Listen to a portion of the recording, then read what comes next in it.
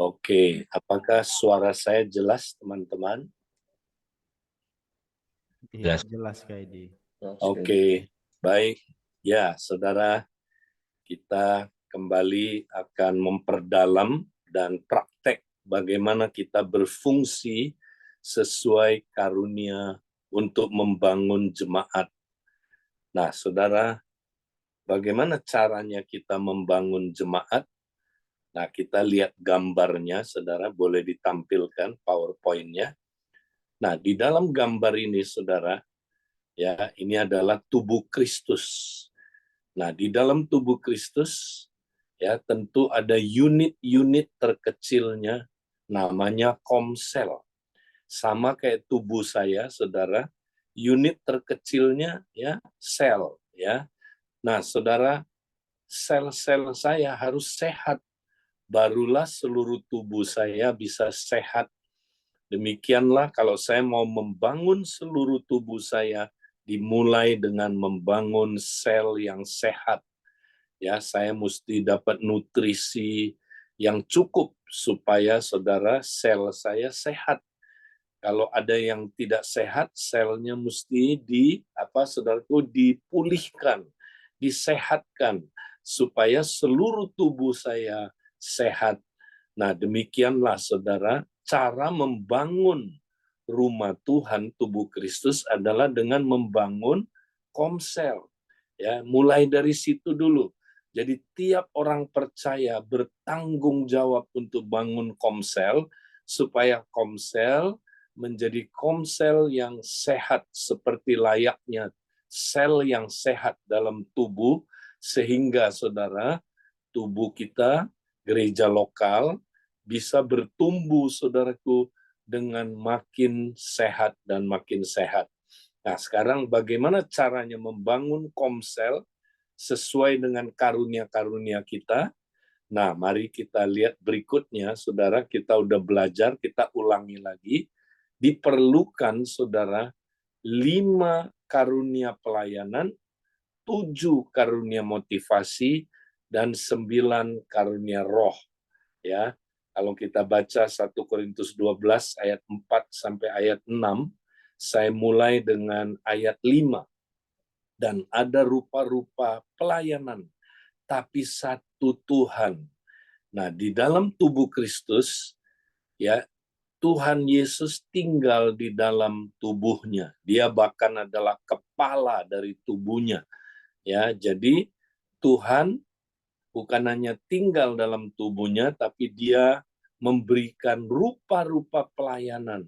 Inilah 5 pelayanan dalam Efesus 4 untuk melakukan, ya, pekerjaan pembangunan tubuh Kristus, ya. Jadi saudara, kalau kita praktekkan 5 pelayanan ini, kita sedang membangun tubuh Kristus, ya. Nah, bukan hanya Yesus memberikan 5 pelayanan, ayat 6, dan ada berbagai-bagai perbuatan ajaib, tetapi Allah adalah satu yang mengerjakan semuanya dalam semua orang. Nah, karena pelayanan Yesus adalah pelayanan Bapa, maka Bapa memberikan dukungan dengan memberikan, ya, 7 karunia motivasi, saudara. Inilah Roma pasal yang ke-12, ya. Nah, di sini saudara bisa lihat itu adalah karunia dari Allah.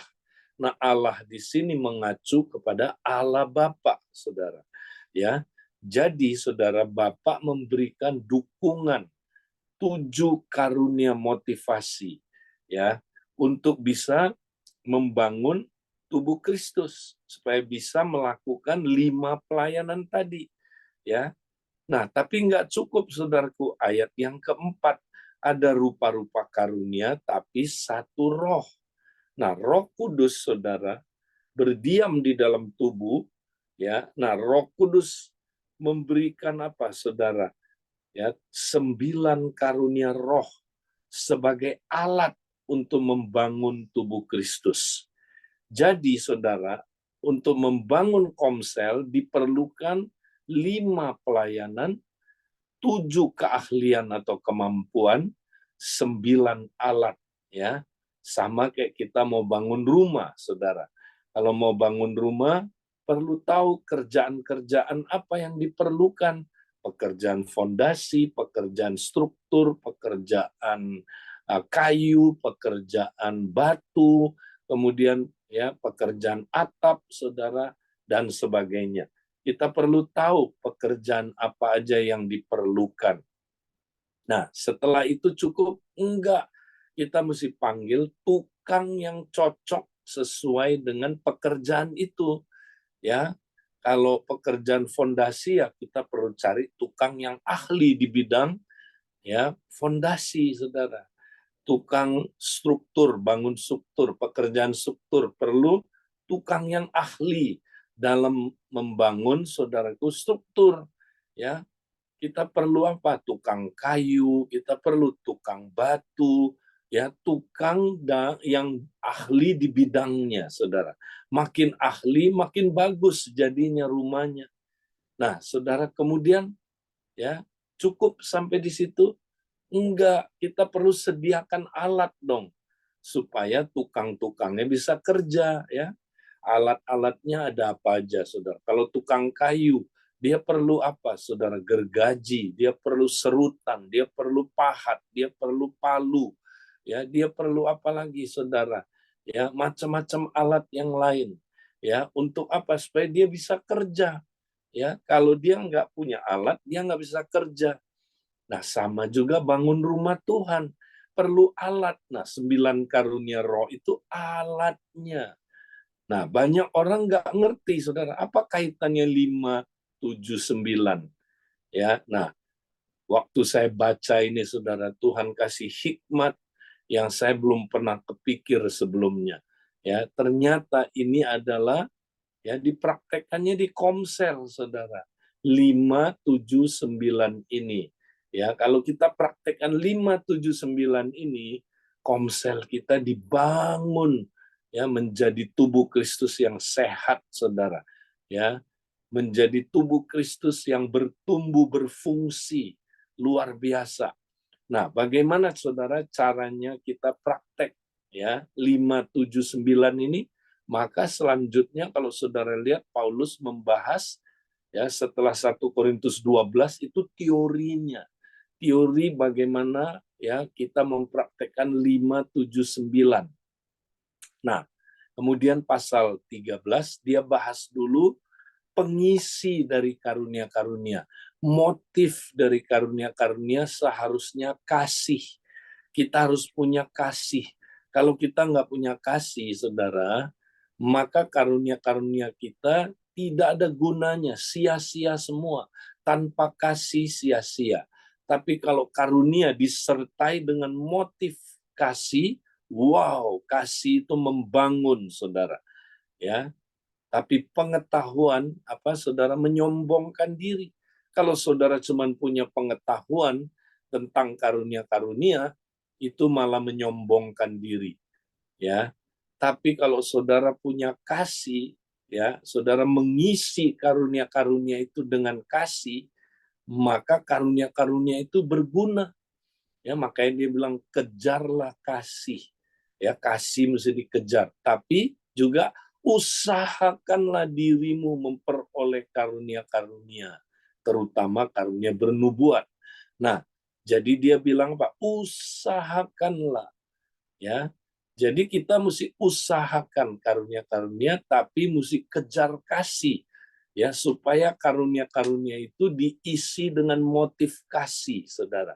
Ya, nah baru karunia-karunia kita berguna. Ya, baru karunia-karunia kita efektif. Itu pasal 13. Jadi Paulus bukan meniadakan karunia, salah. Banyak orang bilang, oh yang penting kasih, karunia nggak perlu. Salah tafsir. Paulus tidak maksud gitu, saudara. Ya, karunia perlu sekali, tapi karunia nggak boleh tanpa kasih, saudara. Ya, kalau karunia tanpa kasih, nah dia nanti ngaco-ngaco kayak di Korintus, ya ngaco-ngaco, saudara. Ya, nah jadi harus ada kasih. Nah itu maksudnya pasal 13. Kemudian pasal 14, nah itu aplikasinya. praktikalnya gimana praktek 579 di dalam Komsel. Nah, caranya gimana? Mari kita lihat next. Kita akan baca, saudara, dalam 1 Korintus 14, 24 sampai 26. Tetapi kalau semua bernubuat, lalu masuk orang-orang tidak beriman atau orang baru, ia akan diyakinkan oleh semua dan diselidiki oleh semua. Segala rahasia yang terkandung di dalam hatinya akan menjadi nyata, sehingga ia akan sujud menyembah Allah dan mengaku, sungguh Allah ada di tengah-tengah kamu. Jadi bagaimana sekarang saudara-saudara, bila mana kamu berkumpul, hendaklah tiap-tiap orang mempersembahkan sesuatu, yang seorang mazmur, yang lain pengajaran, atau penyataan Allah, atau karunia bahasa roh, atau karunia untuk menafsirkan bahasa roh, tapi semuanya itu harus dipergunakan untuk membangun. Nah, perhatikan saudara, kalau saudara baca ayat 23 mulai, dibilang gini, apabila seluruh jemaat berkumpul, seluruh jemaat atau semua jemaat. Ayat 24, tetapi kalau semua bernubuat, nah dari konteksnya saudara, kita bisa tahu bahwa ayat-ayat ini, ya saudara, adalah lebih tepat diaplikasikan di kelompok kecil. Sebab Paulus berkata kalau semua bernubuat, ya. Berarti dari konteksnya kita tahu saudara, jadi yang disebut semua jemaat berkumpul di sini ya lebih ke arah pertemuan yang di rumah-rumah itu atau komsel, ya. Sebab kalau 1.000 orang berkumpul saudara dan semua bernubuat, berapa lama dong ibadahnya saudara? Ya, satu orang 2 menit aja udah 2.000 menit. Ya, berapa hari pertemuannya saudara? Jadi ini lebih tepat dari konteksnya diaplikasikan di dalam kelompok yang kecil yang di rumah-rumah itu. Ya, itulah yang disebut komsel kalau zaman sekarang, saudara. Jadi, saudara, ayat-ayat ini ya lebih tepat dipraktekkan di mana? Di komsel. Ya, bukan berarti nggak bisa dipraktekkan di 30 orang, 40 orang bisa, tapi kurang efektif. Tapi paling efektif antara 10 sampai 15 atau 20 orang. Ya. Nah, di sini dikatakan kalau kamu bertemu, ya apa yang kamu mesti lakukan, kata Paulus. Jadi kalau komsel bertemu, saudara, apa agendanya?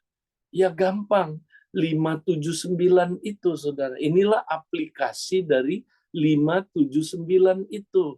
Ya, mari kita lihat, saudaraku. Next, ya. Apakah betul demikian? Nah, kita lihat. Kita lihat dulu Paulus bilang gini, saudara. Ya, di bagian ayat yang terakhir, ya dia bilang tetapi semuanya itu harus dipergunakan untuk membangun.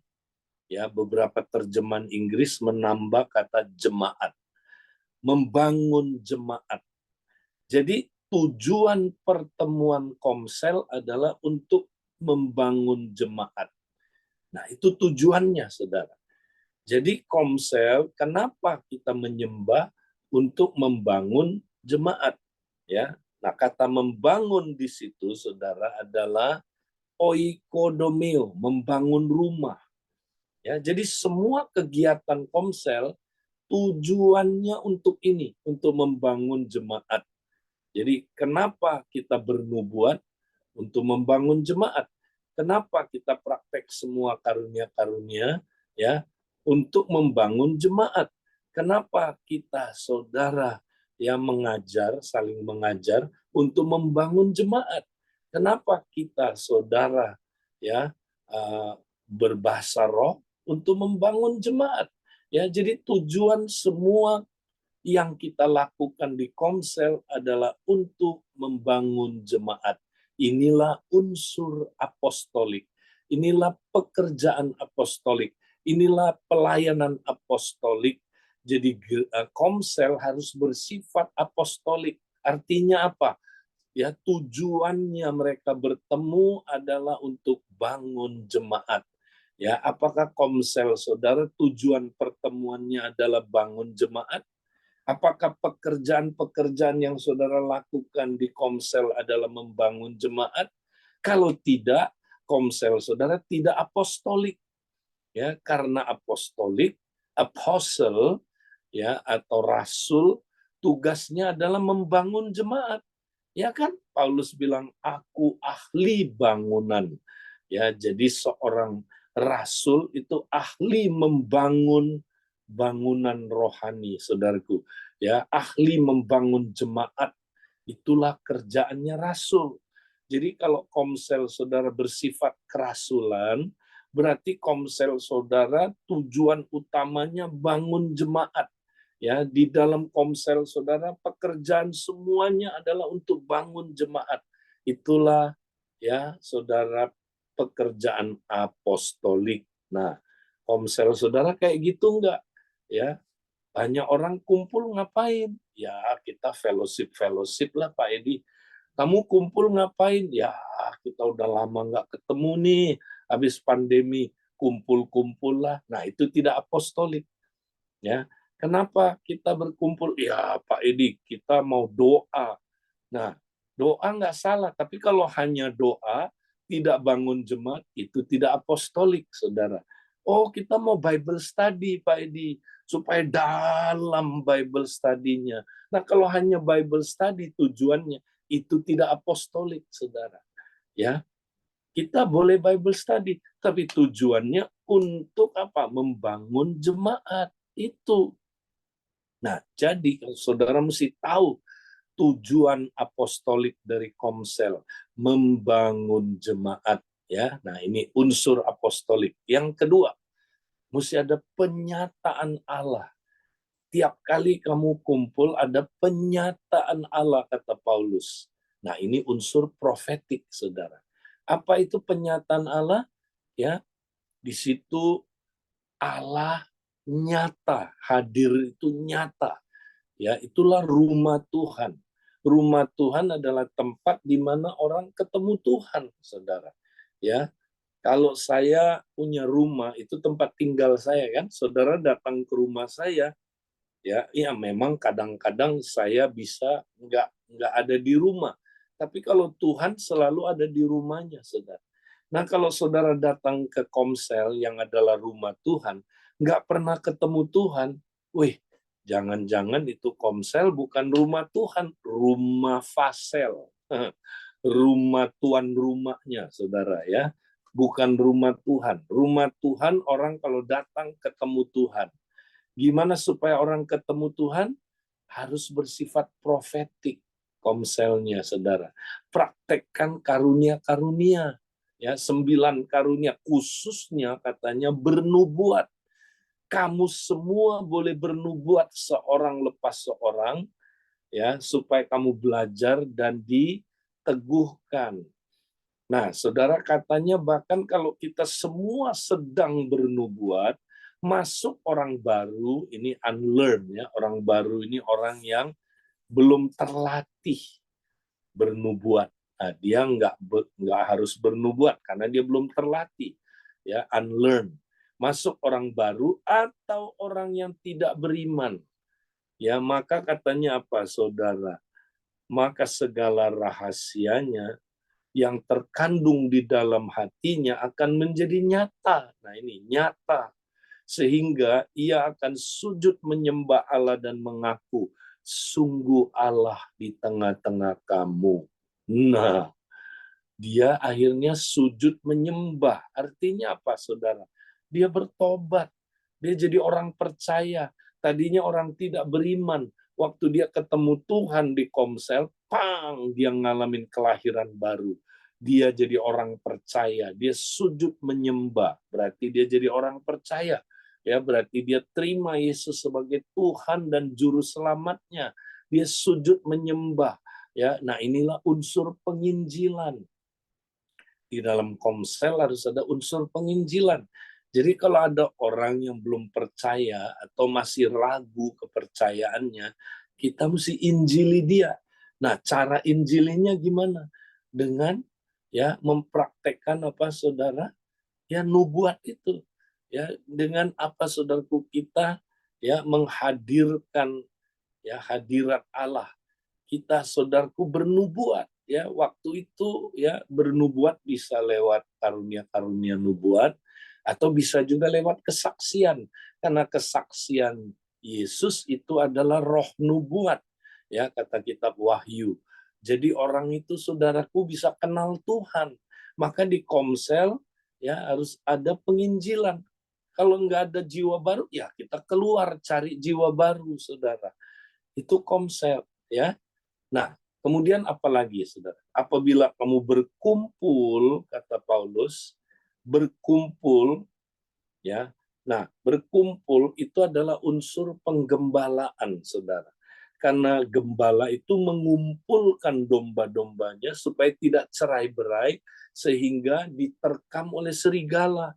Ya, dia selalu mengumpulkan domba-dombanya supaya dipimpin ke padang gurun, supaya mereka bisa apa saudaraku dapat makanan. Nah, inilah makanan rohani itu pengajaran. Makanya saudara, penggembalaan dan pengajaran itu kerjasama, ya. Nah, saudara, itu kita lihat saudaraku di dalam ya Komsel. Jadi harus ada penggembalaan dan harus ada pengajaran, memberi mereka makanan rohani. Nah, inilah 5 saudaraku pekerjaan yang mesti ada di dalam Komsel. Ini disebut juga agendanya Komsel. Kalau ada yang tanya, Pak Edi, agendanya Komsel apa ya? 1 Korintus 14 ayat 26 ya, yang adalah apostolik, profetik, penginjilan, penggembalaan dan pengajaran. Tiap kali ketemu harus ada 5 unsur ini. Bahkan tiap hari sebenarnya kita praktekkan ini, saudara. Karena Komsel bukan sekedar seminggu sekali, tapi Komsel adalah gaya hidup tiap hari. Jadi kita tiap hari menggunakan 5 pelayanan ini sesuai dengan karunia-karunia kita, ya, kita membangun rumah Tuhan. Nah, bagaimana melakukan 5 pelayanan ini yang Yesus berikan? Ya, gampang. Ya, Bapak memberikan apa? 7 karunia motivasi supaya kita bisa melakukan 5 pelayanan ini. Nah, mari kita lihat 7 karunia motivasi, saudara. Ya, nah inilah Roma pasal 12 ya, khususnya ayat 4 sampai ayat 8. Ya, kalau nggak salah ini saat teduhnya kemarin ya, atau kemarin dulu. Ya, nah mari kita lihat saudaraku, ada 7 karunia motivasi. Nah, tiap-tiap kita dapat 3, saudara, yang paling utama.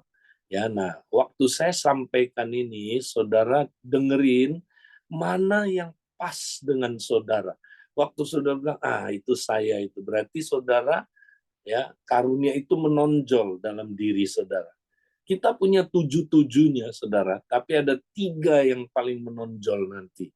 Nah, mari kita temukan 3 yang paling menonjol itu ya. Nah, pertama itu karunia memimpin. Nah, memimpin di sini bukan memimpin ya secara umum kayak biasa, bukan. Konteksnya adalah kepemimpinan apostolik, saudara. Orang yang ya bisa memimpin secara apostolik. Ya, siapa dia, saudara?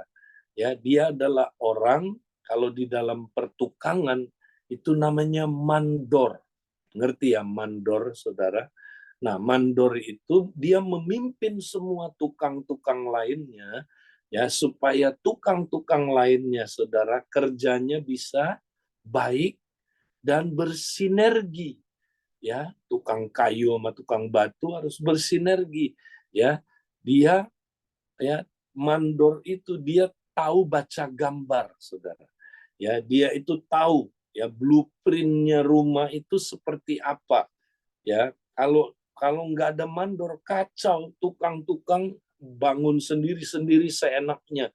Nah, mandor itu, saudara, dia tahu apa, saudaraku, ya blueprintnya, mau bangun kemana arahnya. Dia tahu. Nah, itulah, saudaraku, yang dimaksud memimpin di sini. Jadi ada orang, saudara, dia lebih apostolik dari yang lain. Dia lebih menguasai ya blueprint rumah Tuhan daripada yang lain. Ya, dia bisa mimpin orang, semua tukang-tukang lainnya untuk bekerja sama dalam membangun rumah Tuhan, saudaraku. Nah, ini adalah mandor, ya. Jadi ada saudara yang jadi mandor.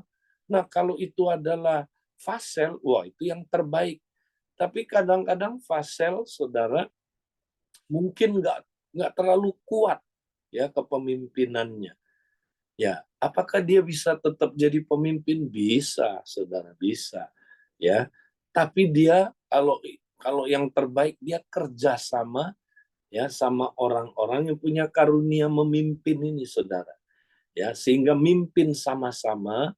Nah, saudara, kalau ada mandor ini, dia adalah, saudaraku, ya, yang mimpin proyek pembangunan rumah Tuhan ini, maka Komsel dahsyat sekali, saudara. Ya, ngerti ya? Jadi ini karunia memimpin tuh kayak mandor. Oke, sekarang saudara bernubuat. Orang yang punya karunia bernubuat, dia lebih mampu bernubuat daripada saudara ya orang biasa. Semua orang boleh bernubuat. Nah, itu level 1. Tapi ada orang yang punya karunia bernubuat. Nah, ini dia. Ini level 2, ya. Tapi ada lagi nabi, ya, fungsi nabi. Itu level 3, saudara, ya. Nah, kita bisa lihat ini di Kisah Rasul 21. Ada 3 level di situ, ya. Semua murid-murid bernubuat untuk Paulus, itu level 1. Kemudian Filipus punya 4 anak gadis yang punya karunia bernubuat. Nah, ini level 2, saudara.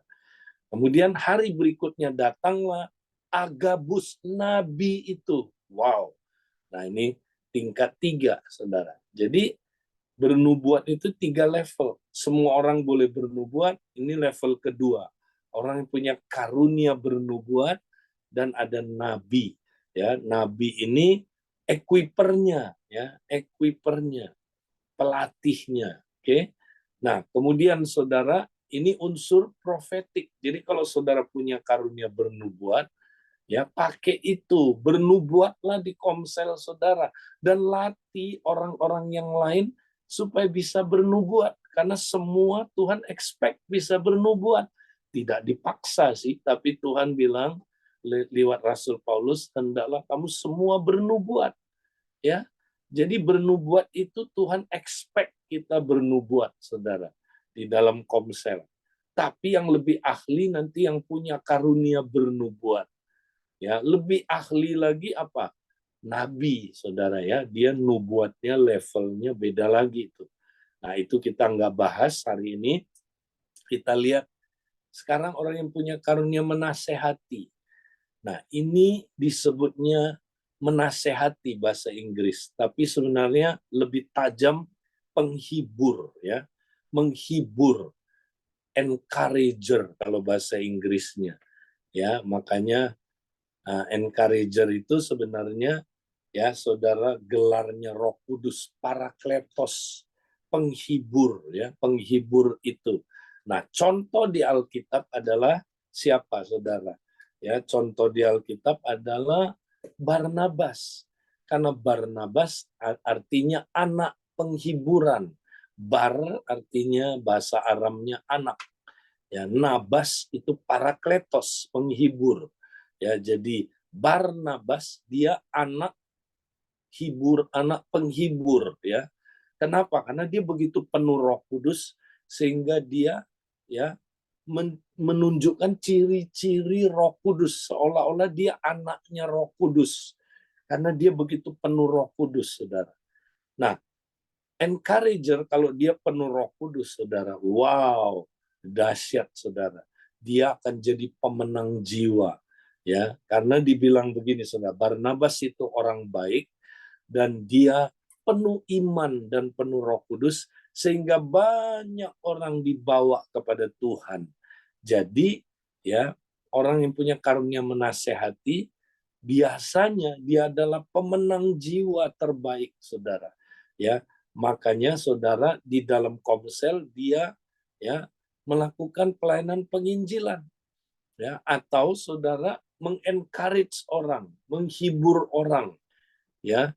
Apa Saudara, seperti tugas Roh Kudus, menghibur, menguatkan orang, ya. Nah, itu encourager berfungsi di dalam tubuh Kristus, mengencourage orang, tapi juga ya menginjil, Saudara, memenangkan jiwa, ya. Itulah orang yang punya karunia menasehati, ya. Nah, orang yang punya karunia menasehati, ciri-cirinya dia gampang bangun hubungan.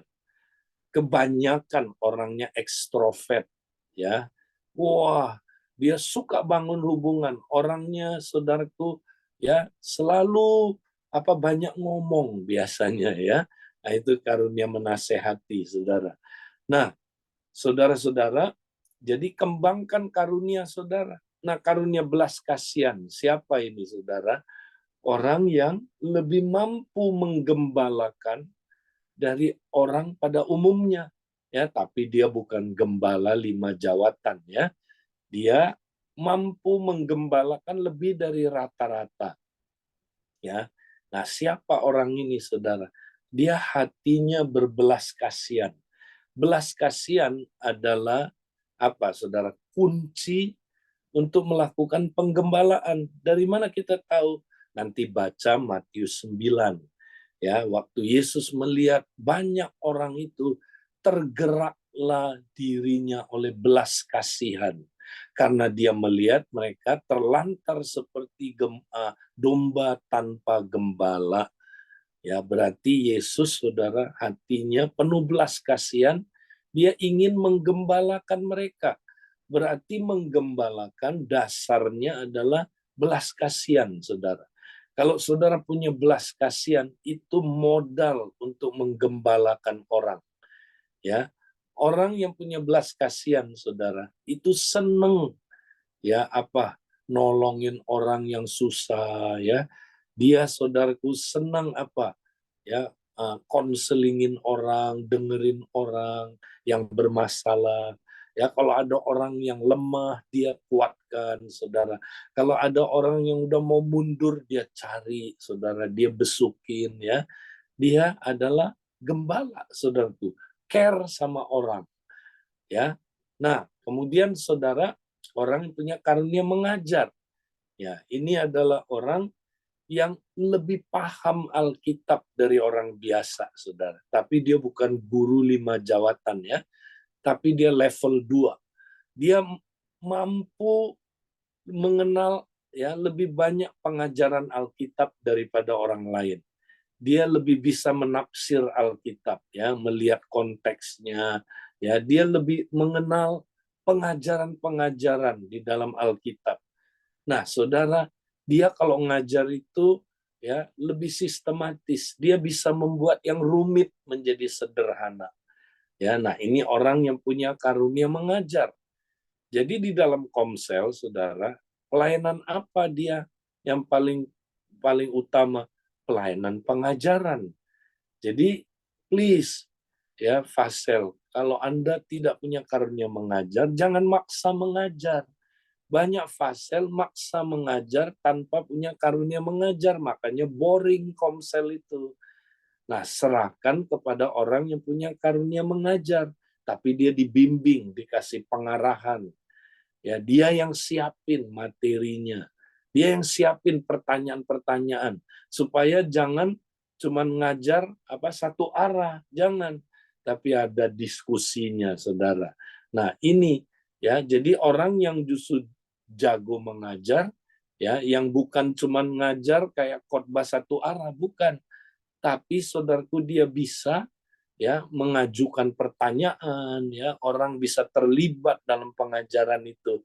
Nah, ini adalah memberi makanan rohani, Saudara. Inilah orang yang punya karunia mengajar. Ya. Nah, setelah itu kita lihat lima karunia motivasi. Yang pertama, memimpin adalah untuk melakukan pekerjaan apostolik, bernubuat adalah untuk melakukan pekerjaan profetik, menasehati adalah untuk melakukan pekerjaan penginjilan, belas kasihan adalah untuk melakukan pekerjaan penggembalaan, mengajar adalah untuk melakukan pekerjaan pengajaran. Nah, cukup enggak ada dua lagi di sini, ya, karena 7 karunia motivasi kan. Nah, yang dua ini support, makanya saya taruh di bawah. Dia support, melayani. Ya, ada orang yang punya karunia melayani, saudara. Ya, dia suka memberikan pelayanan-pelayanan tangan, ya. Jadi bekerja untuk menyiapkan ruangan, masak, bersih-bersih, saudara, ya, siapin kursi di komsel, ya, atau sebagainya. Nah, ini dia kayak Marta, saudara. Dia paling bagus jadi hostnya komsel, tuan rumahnya komsel. Wow, itu pasti komselnya ya tenang, saudara. Ya, kemudian saudara, karunia memberi. Nah, dia bukan cuman suka memberi hartanya, uangnya, tapi dia juga suka memberi pertolongan, menolong orang yang nggak ada kerjaan supaya ditolong bisa bekerja dan menghasilkan. Jangan orang itu cuman dikasih ikan, tapi dia dikasih pancingnya, saudara. Nah, inilah orang yang punya karunia memberi. Nah, kalau semua karunia ini kita pakai untuk bangun rumah Tuhan, melakukan 5 pekerjaan, ya, maka rumah Tuhan jadi, ya. Tapi saudara, nggak cukup sampai di situ. Ya, kita tahu pekerjaannya, udah punya tukang-tukang ahlinya, tapi perlu dikasih alat. Nah, maka Roh Kudus memberikan kita 9 alat untuk membangun rumah Tuhan. Ya, kalau dokter mau menyembuhkan tubuh, dia perlu beberapa alat ini. Nah, alat yang pertama namanya stetoskop. Ya, ada lagi alat-alat lain. Ya, apa meter, ya, saudara, untuk mengukur tekanan darah, ya, untuk mengukur apalagi saudara, denyut nadi, ya, untuk mengukur macam-macam, saudara. Nah, ini namanya alat-alat deteksi, ya, untuk mendeteksi, ya, apa denyut jantungnya, saudara, untuk mendeteksi, ya, sehat nggak paru-parunya, ya, tersumbat nggak paru-parunya, mesti didengerin pakai stetoskop ini atau alat-alat lainnya. Nah, ini namanya karunia deteksi supra alami, ya. Nah, ada 3, saudara, yaitu karunia membedakan segala roh, karunia, ya, perkataan pengetahuan, dan karunia perkataan hikmat. Ini 3 karunia bekerja sama, ya. Contohnya, saudara, ya, kalau di komsel ada anggota yang nggak sehat. Kenapa dia nggak sehat, saudara? Dia nggak bertumbuh, dia ribut terus sama anggota lain, ya, nggak pernah breakthrough hidupnya, tergulung dalam masalah terus, saudara. Nah, karunia-karunia bekerja, saudara, dideteksi. Kenapa dia kayak gitu? Oh, ketahuan. Dia diikat oleh roh jahat, saudaraku. Ternyata ada kuasa gelap yang menguasai hidupnya, saudara. Dia nggak sadar ada roh jahat di balik keterikatan dia, saudara. Ya, nah itu karunia membedakan segala roh. Tapi juga karunia membedakan segala roh bisa tahu, Roh Kudus lagi kerja dalam diri dia. Ya, nah bisa membedakan ini roh Tuhan atau roh yang lain. Ya, nah itu karunia membedakan segala roh. Ya, saudara. Tapi bukan cuman itu. Ya, Tuhan kasih tahu kenapa dia terikat dengan roh jahat yang ada di balik dia. Oh, Tuhan kasih pernyataan, ternyata Tuhan bongkar, saudara. Ternyata kakek dia itu dukun. Dan kakeknya terus kirim kuasa gelap ke dia. Ya, nah ini karunia, ya, perkataan pengetahuan. Tuhan kasih pengetahuan yang supra alami, tiba-tiba dia sadar, bener loh, kakek saya itu adalah dukun ternyata. Makanya saya terikat roh jahat kayak begini terus. Nah, itu karunia apa? Ya, karunia pengetahuan yang supra alami. Bukan hanya itu, Saudara, Tuhan kasih hikmatnya gimana supaya dia bisa lepas dari ikatan itu. Ya, Tuhan ingetin dia supaya dia ngampuni ya opanya, opungnya atau apa Saudara, kakeknya itu. Dan kemudian perlu ada doa pelepasan. Ya, mereka patahkan apa itu Saudara, kuasa gelap yang ditransfer itu. Ya, mereka patahkan, bener aja waktu mereka lakukan ini Saudara, dia mengalami kelepasan, dia mengalami kemenangan. Nah, itu 3 karunia pertama yang mesti bekerja di dalam saudaraku Komsel. Inilah alat yang pertama, alat deteksi supra alami. Nah, dokter kalau mau nyembuhin tubuh, saudara, dia mesti ada suntikan. Obat mesti dimasukkan ke dalam tubuh. Lewat apa? Jarum suntik. Ini contoh aja ya. Nah, sama juga kalau kita mau supaya tubuh Kristus sembuh, pulih, ya perlu 3 karunia, saudara. Ya, apa itu karunia kuasa supra alami? Ya, ada 3, saudara. Ini kerjasama 3 ini. Ya, karunia kesembuhan, karunia mujizat, dan iman. Untuk ngalamin mujizat dan kesembuhan perlu karunia iman. Ya, nah, jadi tanpa karunia iman nggak terjadi mujizat, saudara. Tanpa karunia iman tidak terjadi kesembuhan itu. Jadi, saudara, kita ya harus bekerja dengan 3 karunia ini sama-sama bekerja, saudara. Itu dahsyat. Ya, contoh di dalam Komsel seperti hari Minggu saya sampaikan, ya, saudara, bisa terjadi mujizat, bisa terjadi kesembuhan kalau ada iman. Ya, sama kayak obat itu masuk kalau ada jarum suntik. Nah, jarum suntik itu seperti iman, saudara. Obatnya itu mujizat dan kesembuhan. Mujizat dan kesembuhan nggak bisa masuk ke tubuh kalau tidak ada iman. Iman itu kayak jarum suntik, saudara. Obatnya kesembuhan dan mujizat, ya. Jadi ini ilustrasi aja supaya saudara menangkap. Bisa, oh gitu, ya bangun tubuh Kristus, bangun Komsel itu. Nah, dokter kalau bekerja, dia perlu alat komunikasi. Dia perlu telepon dokter yang lain, ya, karena seringkali perlu sinergi. Dia perlu telepon. Dia juga perlu, saudara, telepon rumah sakit. Ya, dia perlu telepon apotik, ya, dia perlu alat komunikasi. Nah, dalam kita melayani, saudara, membangun tubuh, kita perlu alat komunikasi. Nah, terutama adalah komunikasi dengan Tuhan, ya. Jadi, saudara, atau kita mengkomunikasikan Tuhan dengan orang lain, ya. Nah, ini ada 3 karunia komunikasi itu. Kita ngomong sama Tuhan, itu bahasa roh, dan perlu ditafsirkan, ya, kecuali untuk penggunaan private. Nah, nggak perlu ditafsir. Kemudian saudara, ya, apalagi saudara, Tuhan ngomong kepada kita 2 arah kan, kita sama Tuhan, Tuhan ke kita. Tuhan ke kita namanya nubuat. Nah, ini karunia-karunia saudara mesti kita pakai supaya kita komunikasi terus sama Tuhan, ya. Nah, dalam saudaraku Komsel, ya, kita pelan-pelan bahasa rohnya, ya. Katanya kalau nggak ada yang menafsirkan, hendaklah dia berkata-kata kepada diri sendiri dan kepada Allah, ya.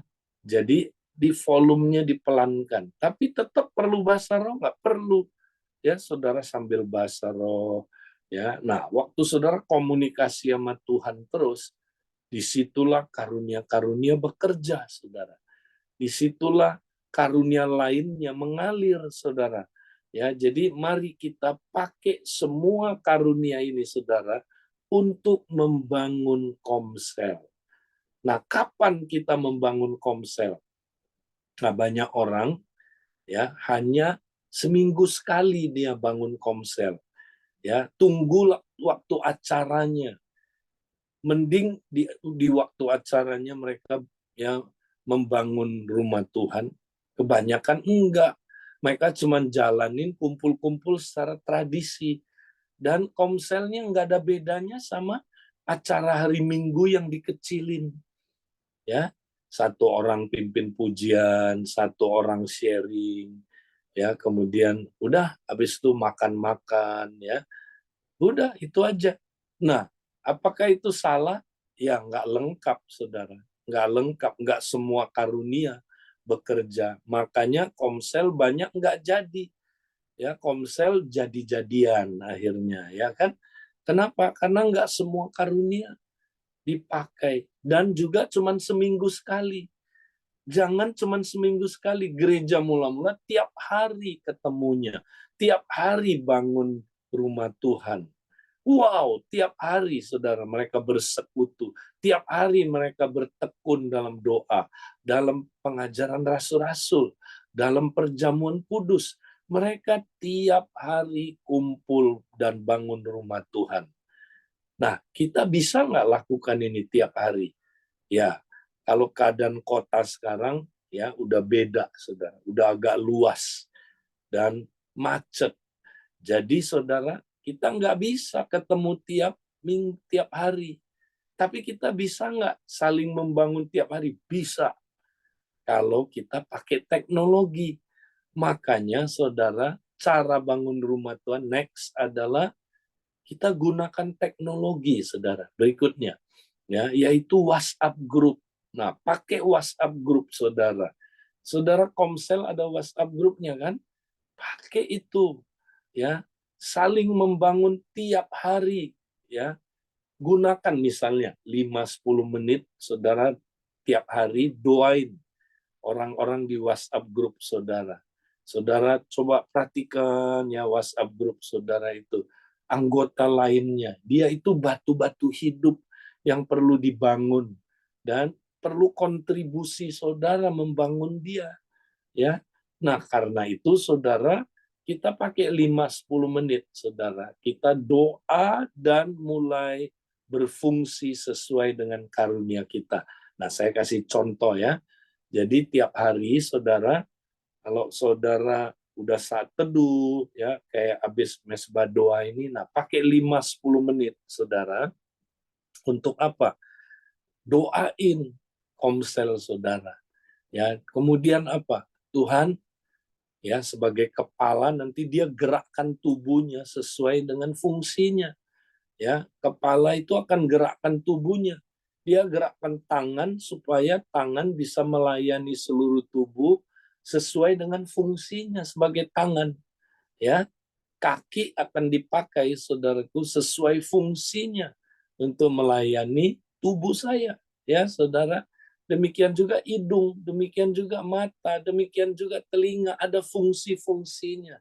Nah, nanti Roh Kudus ya, sang kepala itu saudara akan menggerakkan kita untuk kita mulai berfungsi dan membangun satu dengan yang lain, membangun rumah Tuhan, tubuh Kristus.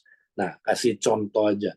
Saudara yang punya karunia memimpin apostolik, ya, saudara nggak betah lihat komsel itu, ya komsel kok nggak bangun rumah Tuhan ya. Ya, aduh ini komsel kayak tukang nganggur ini saudara. Ya, tukang itu kalau nganggur saudara bisa dipecat loh saudara. Mandornya pasti nggak biarin tukang-tukang lain itu nganggur. Ya, tuh mandor itu saudara dia paling concern. Ya, wih tukang ini nggak kerja. Ya, ngerokok, duduk, ya saudara ngobrol-ngobrol. Wah, ini tukang dibayar tapi tidak bekerja, saudara. Ini tukang nggak baik, bisa dipecat. Nah, mandor itu nggak betah. Kalau dia lihat komsel, kok nggak bangun rumah Tuhan ya? Nah, dia berfungsi, ya jadi mandor, mengingatkan yang lain. Kita tujuan komsel itu bangun rumah Tuhan. Ayo, kita bangun rumah Tuhan ya. Nah, ayo dia encourage yang lain. Yuk kita sekarang berfungsi. Ya, ayo kita lakukan sesuatu. Jangan lupa bangun rumah Tuhan. Ya, visi Komsel itu. Ya, kita semua sepanjang hari ini ya, kalau dapat pesan Tuhan, sampaikan di WhatsApp grup ini. Nah, dia punya karunia, kepemimpinannya dipakai. Ya, dia mandor, saudara. Kemudian apalagi, saudara? Orang yang punya karunia bernubuat. Nah, ya kalau saudara punya karunia bernubuat, ya bernubuat. Jangan tunggu hari komsel. Nah, kita sering pikir, oh tunggu nanti hari komsel. Enggak, bangun rumah itu tiap hari, saudara. Kalau komsel saudara cuma mengandalkan seminggu sekali, nggak dahsyat makanya komselnya.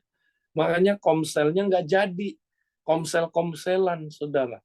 Karena saudara mesti tiap hari bernubuat ya, sampein doa. Tuhan, pesan Tuhan apa yang saya mesti berikan, baik kepada komsel secara keseluruhan maupun ya untuk anggota lainnya. Tahu-tahu Tuhan kasih si Anu sampaikan pesan Tuhan ini. Ya, pesan Tuhannya apa? Membangun, menasehati, menghibur. Ya, sampaikan. Wah, orang itu kaget. Aduh, kok kamu tahu ya masalah saya ya? Aduh, saya diberkati sekali, dikuatkan sekali. Nah, itu. Saudara, tiap hari, ayo kita sampaikan pesan Tuhan kalau yang bernubuat. Orang yang punya karunia belas kasihan. Nah, ini gembala nih. Ya, dia mengingatkan, dia tiba-tiba digerakkan oleh Tuhan, mengingat ada orang yang udah nggak datang ke komsel. Saudara. Kita besukin yuk, kita cari dia yuk. Atau dia ingin ya melayani yang lain. Dia tahu yang lain itu lagi ada problem. Ya, dia pengen ketemu orang itu. Ya udah, ya dia bilang, kita ketemu ya, saya mau call kamu hari ini. Ya, jadi pakai teknologi. Nggak perlu ketemu tiap hari di lapangan, susah. Pakai teknologi, saudara ya. Nah, kemudian saudara ada lagi, ya dia merasakan ya, wah si Anu ini mau cerai ini. Dia saudaraku orang yang punya karunia belas kasihan, dia memfasilitasi konseling, nolongin orang ini. Kalau dia nggak mampu juga konseling, cari dong konseling yang lebih apa? Ya, yang lebih dari kemampuan dia. Ya, nah, saudara, inilah karunia-karunia kerjasama semua. Ya, kemudian orang yang menasehati. Nah, dia ada dua peranan, saudara. Ya, memenangkan jiwa dan mengencourage orang lain. Ya, dia punya karunia encourager yang luar biasa. Ya, dia saudaraku bisa apa, saudara? Ya, mengencourage supaya orang-orang ya lebih dekat dengan Tuhan. Supaya orang-orang saudaraku yang belum kenal Tuhan bisa kenal Tuhan. Yang udah dekat dengan Tuhan bisa lebih dekat lagi. Dia encourager, saudara ya. Nah, itu karunia menasehati. Orang yang punya karunia mengajar. Nah, apa saudaraku peranan saudara? Ya, saudara memberi makanan rohani. Ya, nanti Tuhan bisa gerakkan saudara, kayaknya komsel kita ya perlu pengajaran ini nih. Ya, misalnya tentang keuangan, ya. Nah, dia memfasilitasi cari pengajaran yang bagus ya tentang keuangan. Misalnya dia post ada video, ya ini video bagus nih, tapi harus dia tahu pengajaran ini benar, ya. Dia sampaikan saudaraku, ya. Nah, atau ada anggota komsel yang nggak ngerti. Saya mau tahu dong pengajaran tentang bahasa roh. Nah, dia mampu mengajarnya. Ya, dia saudaraku ngajarin orang itu. Ya, ada orang belum ikut SPK. Wah, dia saudaraku akan tolong orang itu. Ya, kalau perlu temenin orang itu, saudaraku ikut SPK supaya orang itu ya saudara bisa mengerti pengajaran dasar. Nah, inilah orang yang punya karunia mengajar, saudara. Ya, pakai karunia saudara dan seterusnya. Semua karunia mesti berfungsi, saudara. Tiap hari pakai itu untuk bangun seorang akan yang lain. Kalau seperti ini, saudara, next yang terakhir, maka komsel saudara pertama pasti ada pemulihan dan ada pertumbuhan pribadi dan korporat. Ya, komsel saudara pasti tumbuh ya karena semua orang berfungsi, Semua karunia dipakai 579. Gimana nggak dahsyat, saudara? Akhirnya, yang kedua, terbentuklah Kristus korporat. Inilah komunitas kerajaan. Wow, ini yang kita cita-citakan, saudara. Ini yang kita sedang mau bangun, saudara. Ini kita belum lihat. Nanti saudara akan lihat dahsyat banget Komsel itu, saudara. Dia akan jadi komunitas kerajaan. Dia akan jadi apa, saudaraku? Kristus korporat yang kita lihat di Kisah Rasul itu, saudara. Wow, itu dahsyat banget, saudara. Kristus korporat, ya, itu adalah Kristus sendiri jalan-jalan dari Yerusalem, Yudea, Samaria sampai ke ujung bumi, ya, di mana di dalamnya ada 579, sehingga mereka bisa melakukan pekerjaan-pekerjaan yang Yesus lakukan, bahkan pekerjaan-pekerjaan yang lebih besar. Kalau Komsel udah kayak gini, saudara, semua karunia bekerja, maka pelayanannya dia sedahsyat waktu Tuhan ada di bumi ini, saudara. Maka kita bisa usir setan seperti Kristus dulu usir setan. Kita bisa menyembuhkan orang sakit seperti Kristus menyembuhkan orang sakit. Bahkan tidak mustahil ada Komsel yang dipakai membangkitkan orang mati, saudara. Seperti Kristus bangkitin orang mati, bisa aja. Ya, ya saudaraku, bisa terjadi, saudaraku. Ya, pelayanan seperti Kristus sembuhin orang gila. Ya, Komsel-Komsel bisa sembuhin orang gila. Ya, saudaraku. Jadi seperti yang Yesus lakukan, pekerjaan-pekerjaan yang Yesus lakukan, ya, kita bisa lakukan bahkan pekerjaan yang lebih besar dari itu. Nah, saudara rindu nggak lihat Komsel saudara kayak begitu? Ya, atau saudara ya udahlah Komsel asal-asalan, ya. Nah, mari saudara kita bangun rumah Tuhan. Bangun Komsel kita dengan 579, pasti kita akan mencapai tujuan seperti yang Tuhan inginkan. Baik, itu yang saya mau sampaikan, dan saya kembalikan ke teman-teman yang bertugas. Dan silakan kalau mungkin masih ada waktu, beberapa waktu untuk tanya jawab. Silakan. Baik, terima kasih Kak Edi. Kembali kita di refresh lagi ya tentang karunia-karunia. Nah, tadi diingetin saya bahwa Komsel itu rumah Tuhan ya, bukan rumah Fasel ya Kak Edi ya. Ya, Cuman kadangkala seringkali kalau di lapangan tuh kondisinya kayak gitu Kak. Ya, yang terjadi Fasel ambil alih. Karena memang mungkin ya beberapa teman-teman Komsel belum menyadari tentang karunianya ya, atau juga mungkin belum merema tentang agenda Komsel di 1 Korintus 14 tadi ya. Nah, cuman ada beberapa sih Kak, tadi ada satu pertanyaan ya tentang karunia nubuat Kak khususnya. Kan karunia nubuat tuh kayaknya jadi yang cukup penting ya. Tadi kayak diingetin Komsel itu rumah Tuhan, jadi harus bersifat profetis gitu ya. Ya tentunya salah satunya lewat karunia nubuat gitu. Ada yang 3 tingkatan malah ya di karunia tentang karunia nubuat gitu. Nah pertanyaannya saya sendiri gitu juga kurang gitu di dalam karunia bernubuat itu Kak. Sehingga Komsel seringkali nggak terjadi gitu ya, nggak bersifat profetis gitu. Nah kira-kira kalau kondisi kayak gitu gimana Kak untuk memulainya gitu ya? ya, oke. Jadi gini, level 1 dibilang gini, 1 Korintus 14 ayat 31. Kamu semua boleh bernubuat seorang lepas seorang, supaya kamu semua belajar. Nah, perhatikan kata belajar. Dan diteguhkan. Nah, ini kan level 1 kan, semua orang boleh bernubuat, ya kan? Nah, level 1 ternyata nggak otomatis bisa bernubuat, harus belajar.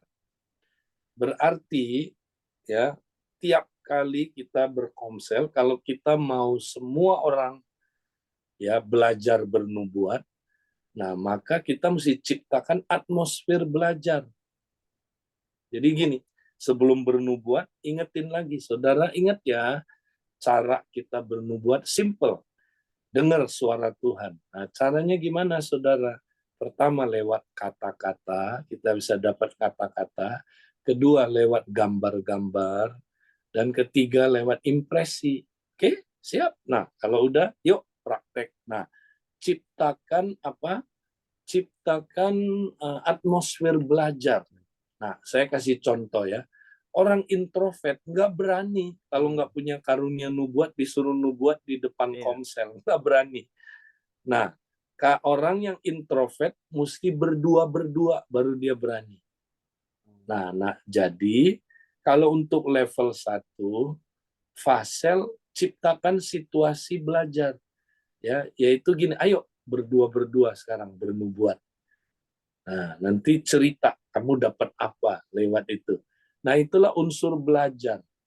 Jadi level 1 harus selalu belajar. Kapan? Selalu. Tiap kali komsel belajar bernubuat. Dia mesti terus diajarin. Ya. Kenapa? Karena dia tidak otomatis dia level 1 harus belajar. Nah, sekarang level 2, kalau orang yang punya karunia bernubuat, nggak usah diajarin banyak-banyak. Tinggal di trigger aja. Yuk bernubuat, teng, keluar dia. Langsung dia bisa keluar. Karena dia punya karunia bernubuat. Ya. Nah, tapi ada orang lagi, nabi. Nah, ini kita nggak usah ngomong lah. Ini level 3 ya. Ini biasanya kepemimpinan. Ya, mungkin korwil ke atas lah. Ya, nah, oke, jadi kira-kira gitu. Jadi Oke. caranya ciptakan atmosfer belajar selalu. Supaya yang level 1 pun bisa bernubuat. Walaupun dia nggak ahli, tapi dia bisa. Ya, nanti dia kaget, dia diteguhkan nanti. Katanya supaya kamu belajar dan diteguhkan. Wih, bisa ya. Kita bisa jadi saluran Tuhan ngomongnya buat orang lain. Wah, dia diteguhkan sekali. Dia akan sangat diberkati nanti. Gitu ya. Iya, oke, thank you Kak Edi. Kata kuncinya belajar ya. Jadi Ya, semakin sering dipraktekkan akan semakin dipertajam ya betul. Kak ya. Betul. Oke. Nah, lalu tadi ada satu yang Kak Edi sempat singgung di Wahyu itu tentang kesaksian adalah roh nubuat. Nah, itu masih sama di agenda yang tadi profetis atau udah berbeda itu Kak? Ya, Wahyu pasal yang ke 19 ayat 10 ya. Ya. Roh apa? Sebab kesaksian Yesus adalah roh nubuat. Nah, dalam terjemahan sederhana dia bilang gini, sebab kesaksian untuk Yesus ya, bersaksi untuk Yesus adalah roh nubuatan. Artinya gini, misalnya ada jiwa baru ya, datang. Kita bukan cuma bernubuat tentang isi hatinya terbongkar, bukan, tapi kita juga bisa bersaksi. Ya, saya dulu nggak kenal Tuhan, hidup saya hancur ya, saya, waduh hidup dalam dosa, ya saya kacau begini-begini, tapi kemudian saya kenal Tuhan, ya saya dengar bahwa Tuhan Yesus mati di kayu salib buat saya, sehingga saya terima Dia sebagai Tuhan Juru Selamat, bla bla bla bla. Nah, waktu dia cerita itu roh nubuat, itu roh nubuat, artinya bersifat nubuatan. Kesaksian dia membuat hati orang ini terbuka untuk Injil. Ya, itu roh nubuat.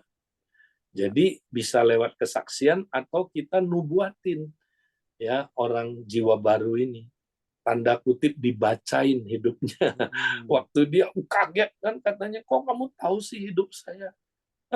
Disitulah dia akan berkata, sungguh Allah ada di tengah-tengah kamu ya. Jadi Oke. itu. Thank you Kak Edi. Silakan Kak Ronald. Ya, mungkin yang lain Bapak Ibu kalau ada Ya. pertanyaan silakan langsung atau tulis di chat ya. Ya, ada satu pertanyaan juga nih Kak. Kalau karunia-karunia kan biasanya kita tahu mungkin kayak di kita mau dites gitu ya Kak, ada tesnya jadi tahu gitu ya. Nah, mungkin dari apa yang kita hasil tes ini, apa perlu nggak sih Kak untuk di apa ya, diteguhkan mungkin dari teman-teman sekitar kita, komsel atau apa gitu dengan karunia kita, bener gak sih gini? Atau udah cukup dengan tes ini, ya udah kita terus latih aja gitu, Kak. Gimana? Ya, jadi memang ada beberapa cara untuk menemukan karunia. Bisa lewat tes, ya. Tapi bisa juga nggak perlu tes. Gereja mula-mula nggak pernah tes. Hmm. Mereka bisa menemukannya. Nah, caranya sebenarnya mudah. Kalau waktu saya sampein tadi, oh ini karunia memimpin, bernubuat, saudara pasti tahu saya yang paling cocok sama saya yang mana. Nah, ya kan? Contohnya saya paling cocok karunia mengajar yang pertama, karunia memimpin yang kedua, ya, yang ketiga belas kasihan. Oke. Nah, itu saya. Nah, setelah saya tahu, udah pakai aja, jangan jangan aduh belum jelas Pak ini. Jelaslah, ya, kalau tahu satu aja mulai pakai satu itu. Nah, waktu kita pakai karunia itu nanti ada peneguhan-peneguhan. Jadi kalau kita nggak pernah pakai, nggak ada peneguhan-peneguhan, ya kan? Gimana orang tahu kamu punya karunia mengajar, nggak pernah ngajar? Ya mulai dulu ngajar. Nah, waktu mulai ngajar, orang bilang, wah bagus ya sharing kamu. Nah, itu kita diteguhkan itu, wah punya karunia mengajar kita. Ngerti ya? Waktu kita nubuat, kok memberkati orang ya. Aduh, thank you ya nubuatan yang kamu sampein, saya diberkati loh. Itu diteguhkan, ya kan? Oh, jadi sambil jalan kita akan saling meneguhkan nanti, ya. Dan disitulah karunia makin tajam, makin tajam, makin tajam. Ya, kayak pisau dia. Kalau kita pakai terus makin tajam dia, ya. Oke. Gitu. Oke, kata kuncinya sekali lagi belajar ya Kak ya. Ya, Tapi memungkinkan nggak Kak sebenarnya kalau tadi kan kalau nubuat memang semua orang harus bernubuat gitu ya. Bahkan dibilang harus bukan mengejar. harus sih, didorong. Oh didorong. Boleh bernubuat. Boleh bernubuat. Iya. Ya. Nah, artinya sekalipun nggak punya karunia bernubuat, ya harus apa didorong untuk Yes, mengaktifkan. Nah, apakah itu yes. berlaku juga untuk karunia yang lain, Kak? Contohnya Nah, mengajar atau memimpin gitu. memang tidak dikatakan begitu, tapi ada kesan contoh ya mengajar misalnya. Kalau kita lihat di Kolose 3 itu bukan mengajar satu arah, tapi saling mengajar. Berarti level 1 kita didorong untuk saling mengajar. Walaupun kita nggak ahli, tapi paling tidak kita sharing. Ya kan? Kita saling mengajar. Jadi 7 karunia itu sebenarnya ada pada kita semua, hanya ya nggak semuanya punya kadar yang tinggi. Ada 3 nanti punya kadar yang paling tinggi ya. Nah, pakai yang kadar paling tinggi itu sebagai karunia utama kita. Gitu. Oke. Oke? Ya, silakan Bapak Ibu boleh tulis di chat atau buka mic langsung. Minggu-minggu ini, bulan-bulan ini kita akan semakin diajar tentang karunia ya. Untuk memaksimalkan bagaimana kita berfungsi sesuai karunia di dalam membangun rumah Tuhan. Di Jadi Komsel khususnya. komsel dulu. Iya. Itu dulu yang paling utama. Nah, nanti dari situ baru bertumbuh ya di dalam misalnya kalau kita di Komsel udah berfungsi ya. Nah, bisa juga nanti kita jadi apa? Jadi pengajar di SPK ya. Nah, itu mulai bertumbuh kan. Jadi apa? Jadi konselor ya kan. Orang yang punya karunia belas kasihan, dia bisa nanti bertumbuh karunianya ya, dipakai bukan hanya konteks Komsel saja tapi antar Komsel atau di gereja lokal. Nanti kita bertumbuh karunianya ya, tapi mulai di Komsel dulu. Karena itu saudara yang tiap hari Tuhan percayakan sebagai keluarga rohani kita. Nah, itu aja kita nggak mau pakai karunianya, gimana yang lain nanti bisa bertumbuh. Gitu ya. Oke. Oke. Edi, Pungling, Ya, Ya, Tanya silakan. nih gini, jadi kan hari-hari ini kita semakin belajar tentang karunia-karunia nih ya. Nah, misalkan ada orang yang akhirnya dia menyadari bahwa dia punya karunia yang selama ini sebenarnya dulu dia pernah lakukan. Ya, dulu waktu dia masih pelajar. Nah, tapi setelah akhirnya menikah dan dia tetap melayani, tapi akhirnya dia melayaninya itu tidak sesuai dengan karunianya sebenarnya kayak. Jadi dia masuk ke dalam satu pelayanan yang beda gitu. Nah, sekarang kan udah terlanjur nih karena dia juga melayani di satu pelayanan itu maksudnya dia juga udah jadi head lah gitu ya. Dan hari ini sepertinya loh kok saya jadi di sini, harusnya saya di sini gitu loh kayak ini. Nah, gimana tuh caranya kayak ini? Apakah kita harus pindah sesuai dengan karunia yang misalnya kan karunia kan ada 3 tuh kayak dia. Yang karunia yang sudah kita temukan lagi, diingatkan lagi, atau gimana kayak ini? Iya, jadi memang kombinasi karunia ini menyebabkan tiap-tiap orang tuh unik, ya. Jadi kita jangan bandingin kita sama orang lain, ya kan? Unik. Jadi kombinasi karunianya bisa beda-beda. Nah, juga kadang-kadang Tuhan suruh kita masuk ke panggilan darurat, saya sebutnya. Panggilan darurat. Contoh ya, kalau saya nggak punya tangan di dalam tubuh ini, kaki pun berfungsi sementara jadi tangan. Pernah lihat orang cacat yang nggak punya tangan, saudara? Kakinya berfungsi jadi tangan, ya kan? Nah, dalam tubuh Kristus, kadang-kadang ada namanya panggilan darurat. Ya, Tuhan panggil kita, walaupun itu kayaknya nggak berkaitan sama karunia kita. Tapi kita mau nggak mau harus melakukannya. Karena belum ada orangnya di situ. Ya, belum ada orang yang berfungsi, nggak apa-apa. Itu juga panggilan Tuhan, namanya panggilan darurat. Ya, nah nanti biasanya ya ini nggak lama. Sesudah itu nanti Tuhan, ya kalau udah ada orang lain berkarunia di situ berfungsi, nah kita balik lagi ke yang memang Tuhan mau kita berfungsi, ya. Jadi itu panggilan darurat. Jadi waktu kita melakukan jangan bersungut-sungut. Contoh ya, saya dulu banyak melakukan beberapa pelayanan yang nggak ada orangnya, tapi saya berfungsi walaupun bukan yang terbaik, tapi terbaik yang saya bisa berikan. Saya lakukan pelayanan itu dan akhirnya sampai ada orangnya nanti, gitu ya. Itu jadi unik ya tiap orang itu. Oke. Jadi setia dulu dengan yang ada Iya, sekarang, iya lalu bertumbuh dong. ke arah sana gitu ya. Ya, kalau kita berpikir tubuh Kristus kan, nggak ada tangan, kaki juga bantuin tangan loh, ya kan?